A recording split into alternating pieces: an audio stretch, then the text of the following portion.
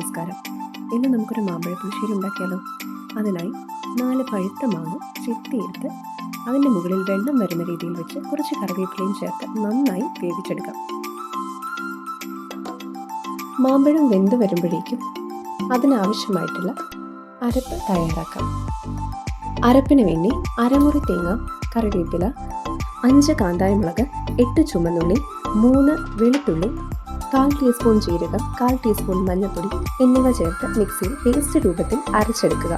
അരച്ചെടുത്ത മിക്സ് ഉടച്ചു വെച്ചിരിക്കുന്ന മാമ്പഴത്തിലേക്ക് ചേർത്ത് കൊടുക്കുക. എന്നിട്ട് നന്നായി ഇളക്കി കൊടുക്കുക. ശേഷം അടുപ്പത്ത് വെച്ച് ചെറിയ രീതിയിൽ ഒന്ന് കുമിള പൊങ്ങുന്നത് പോലെ ചൂടാക്കിയെടുക്കാം. ഇനി ആവശ്യത്തിന് ഉപ്പ് ചേർത്ത് കൊടുക്കാം. തിളപ്പിക്കാൻ പാടില്ല. ഇതൊരു ചൂടായി വരുമ്പോഴേക്കും ഇതിലേക്ക് 1/4 ടീസ്പൂൺ ഉലുവയും 2 നുള്ള് കായപ്പൊടിയും ചേർത്ത് കൊടുക്കാം.